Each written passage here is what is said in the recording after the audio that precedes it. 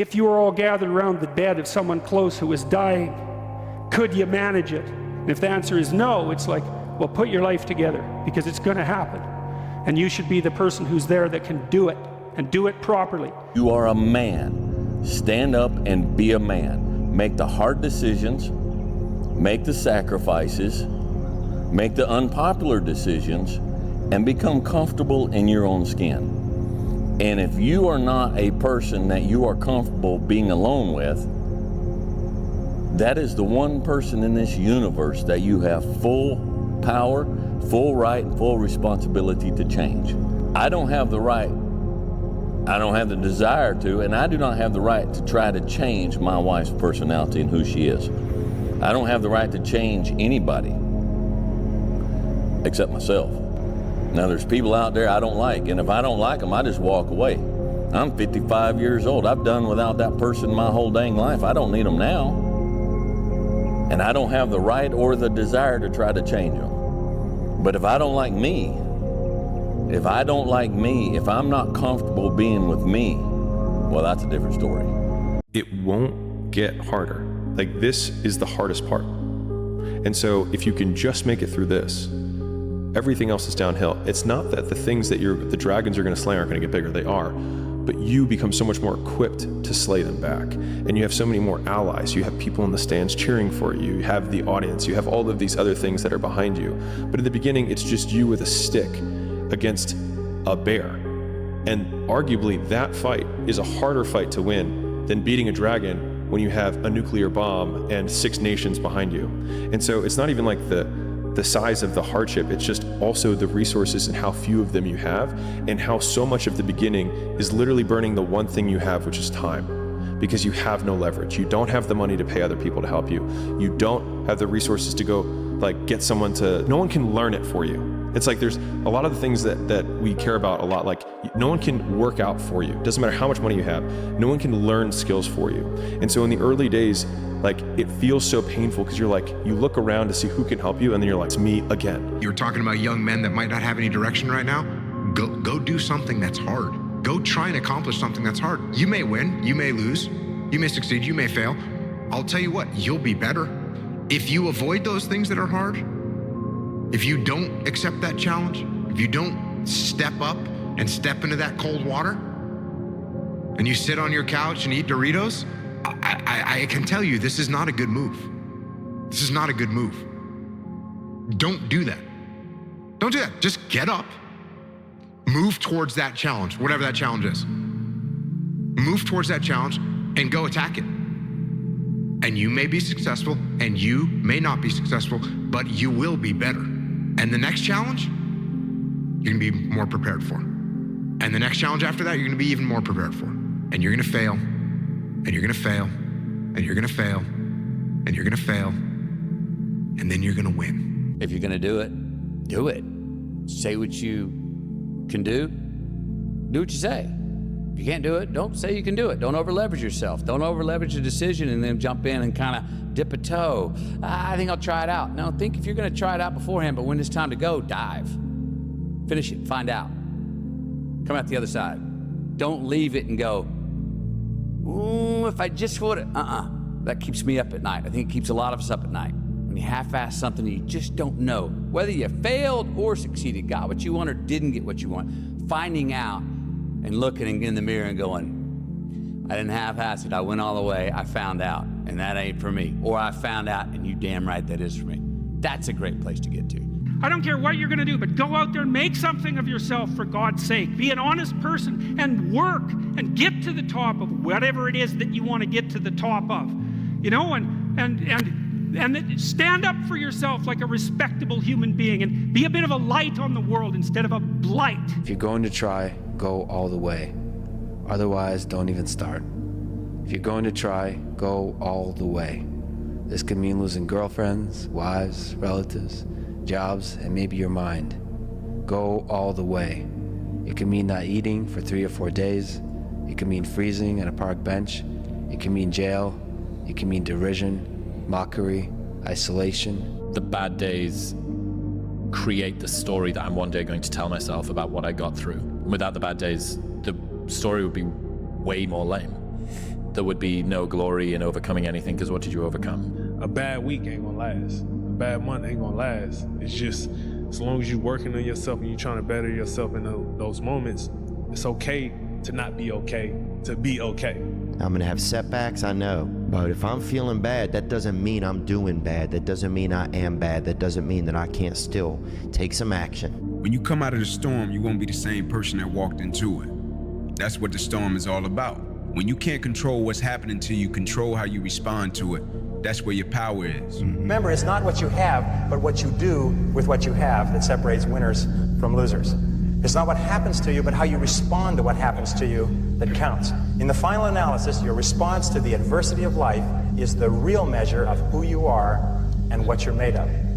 The Greek philosopher Epictetus once said that circumstances do not make the man or woman. They merely reveal him to himself. Don't stress in the face of adversity. Make adversity something you desire for an opportunity to grow. If you had to create a human, what would you put them through to make them tough? It probably wouldn't be a really chill life. Yeah. What would you put them through to make them patient? Well, you probably wouldn't give them things immediately. And so it's like, we want these traits, but each of the traits has a price tag attached to it. And it's just like, do you want to pay the price tag to get the thing? And so I think if people reframed the period of life that they're going through as the price that they're paying out of their wallet, but the wallet is their time, is the seconds of life that they're trading for it, then I think more people would be willing to make the trade. Because at least when I look at myself, like when I'm 80 something years old and I'm looking back on my life, I want to have these traits. But in order to have those traits, I know I have to go through these things. And I think for me, that's given me a lot of comfort in hard times. Nietzsche said, "I know of no better life purpose than to perish in attempting the great and impossible." The fact that something seems impossible shouldn't be a reason to not pursue it. That's exactly what makes it worth pursuing. Where would the courage and greatness be if success was certain and there was no risk? The only true failure is shrinking away from life's challenges.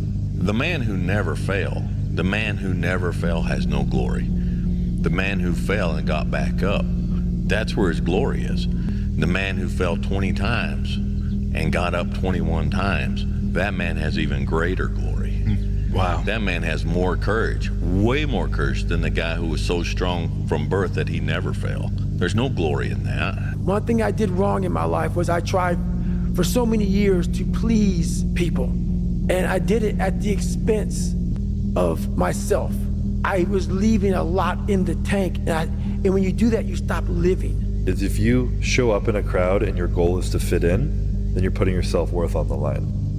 But if you show up and your goal is just to be yourself, then you can't fail. And your self-worth is, at the end of the day, is if you just act like yourself, everybody can do that. And then you leave feeling good about yourself because you have control over that. But if you're showing up and you're just doing and being anything just to be fit into the crowd, and you don't fit in and you're not even being yourself, you're worthless.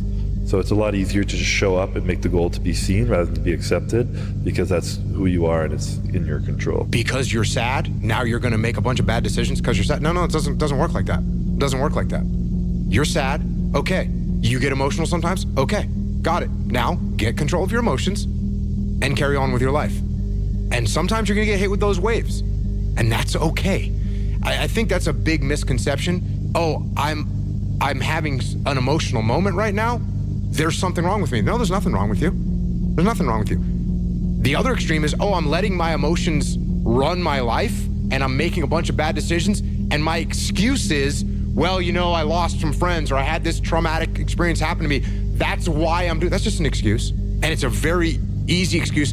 And in society, the last thing I want to say to you is, well, you can't act like that. Oh, you lost one of your friends? Hey, that doesn't mean you can make an excuse. You can't use that as an excuse. No, I go, hey man, okay. That's what I say, right? I'm a polite person. I'm an empathetic person. You're sad. You're making bad decisions. You're saying it's because you lost your friend or you went through this traumatic thing. And I go, okay, how can I help? Instead of saying, hey man, yeah, guess what? It's time to carry on. Don't dwell on I've told 1,000 veterans this. Remember, don't dwell. Remember your friends. Don't dwell in the past though. Remember, don't dwell. That's what we have to do. And the emotions, yes, embrace those emotions, but don't let those emotions embrace you. If I have unbelievable big dreams and big goals, then I have to go through hard times. It's like hate. The hard times are a requisite for success. And so if you're going through hard times right now, it means that you're on the path to success, and it's not that you're on the wrong path, it's the feeling of being on the right path. How does one convince themselves that what they're doing and working on is worth it? The question of worth it is reliant on an outcome. We don't make these things for an outcome. It's not the mindset to make something great. The outcome happens. You're making the best thing you can make. It's a devotional practice. Whatever happens after that happens. And that part that happens after it is completely out of your control. Putting any energy into that part that's out of your control is a waste of time. All it does is undermine your work. Your work is to make the best thing you can. See, that's the difference in how your life works out. It's not what happens, it's what you do. So here's one of the key questions of the evening. Starting tomorrow, what are you going to do that'll make a change in your life's direction? Good question. What are you going to do starting tomorrow that'll make a difference? Now see, if you don't do something starting tomorrow that'll make a difference, guess what? It's gonna be the same. And see, that way you can guess what the next 5 years are gonna be like. Look at the last 5. Because the next 5 are gonna be like the last 5 unless you, major key, tomorrow, change it all. Or change a little, or change something, or don't change. It's choice time. You can do whatever you want. But it's nice to know any day you wish you can change your whole life. Well, Confucius had a great saying that, every man has 2 lives. And the second starts when he realizes he has just one. Just because something is hard to obtain does not mean that it is valuable. Just because something is hard to obtain doesn't mean it's valuable. Look at the car he's driving, look at the watch he's wearing, look at the girl he's with.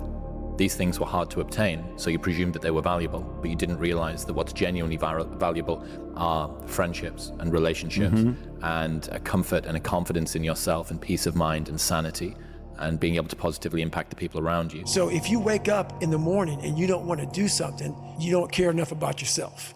And that's what you need to really research is, man, why am I not doing this for myself? Because that is the number one purpose in life, is to better oneself. And it is incredibly difficult to compete with someone who's being themselves. How am I going to be a better Joe Rogan than Joe Rogan is? The best that I can hope for is being the second best Joe Rogan in the world, if I decide to do that. So if you decide to lean into the thing that only you can do, that is where your competitive advantage lies. And that doesn't mean that you can't progress forward. That doesn't mean that you can't enhance yourself and develop new skills. But I do think that there's something to do with embracing the uniqueness that you have that will allow you to direct yourself towards something that is more fulfilling, that's more in line with you, that is competitively more effective. Socially, people are going to resonate with you. We don't love people for how much they're like other people. No one's ever fallen in love with someone and said, you know what it is? I just love the fact that I can accurately predict all of their opinions without having heard their thought on something beforehand. I just adore how predictable she is. No. It's because of how unique they are. I think about this every day. I mean, we are living in a war of attention. I wake up in the morning and I can be a consumer or a creator. If I reach for my phone, I'm a consumer. If I go to my journal, I'm a creator. My advice to anyone who wants to be successful in any domain is to do things away from where you broadcast and then take it to that broadcast. I mean, take your real life to Instagram and be very cautious about taking Instagram to your real life. The depth of my consciousness causes me to suffer. Is it a blessing or a curse to feel everything so very deeply? The only way out is through. You take more of the thing that poisons you until you turn it into a tonic that girdles the world around you. I wish I didn't think about things as much. I wish I didn't care about things as much. I wish I didn't worry. I wish I didn't have as much anxiety. But guess what? You do. So how are you going to play the cards that you've been dealt? And that's a huge advantage to tons and tons and tons of ways, except for a couple. And the pains are very obvious, and all of the rewards are very hidden. So you need to go through. The only way out is to find them. When you're suffering or you're lazy or you're procrastinating, doing something that's harder than the state that you're in bounces you back much faster. This is all based in the dynamics of dopamine. It's sort of crazy. If you know how people are procrastinating to write something or do something, and they start cleaning the house? Something they normally don't want to do. Well, it's just something that's easier than the thing that you're supposed to do. Right. It turns out, and I learned this from Anna, if you do something that's even harder than the thing that you're trying to avoid, all of a sudden you're able to do that. And you're like, oh, okay, well, it's just psychology, right? No, it's not psychology alone. It's psychology, but it's Once dopamine is deployed at that level, you're a different person. If you win, you win. If you lose, you learn. Yeah. And so you always win. And if you really can think about it that way, every time, you know, I remember pretty much every time I've ever been humiliated on the mat, every time I've ever been like really manhandled and tapped, I remember them very well. Gratitude's an excellent practice, man. It's the opposite of arrogance and resentment. I think it's a great thing to become an expert at. And I think that you can allow yourself happiness if you're grateful. If you go visit the darkness that you've been running from, you'll have the opportunity to leave a better person. You'll have a better understanding of yourself. You'll have a better understanding of your purpose. But if you don't take that trip and the darkness comes visit you, it's a guest that will never leave. Being ashamed is one of the biggest things that kill people nowadays. In their minds, kill them from moving forward. I'm ashamed of myself. Don't ever be ashamed of anything you've done in your life. Face it, fix it, make it better. We are humans. But then again, if you always think that we're humans, you will always just be a human. The thing that men need, they need difficult tasks, and they need to know that they can overcome difficult tasks. And through that, you develop your human potential. You develop what you're capable of doing. And if you don't encounter those things in life, you remain feeble. And you may... Fetal even. Yeah, and very, not just immature, but insecure. But the young men really need to hear this more, I think, is that you should be a monster. You know, because everyone says, well, you should be harmless, virtuous. You shouldn't do anyone any harm. You should sheath your competitive instinct. You shouldn't try to win. You know, you don't want to be too aggressive. You don't want to be too assertive. You want to take a back seat and all of that. It's like, no, wrong. You should be a monster, an absolute monster, and then you should learn how to control it. It's better to be a warrior in a garden than a gardener in a war. Right, exactly. That's exactly it. My grandfather walked 10 miles to work every day. My father walked 5.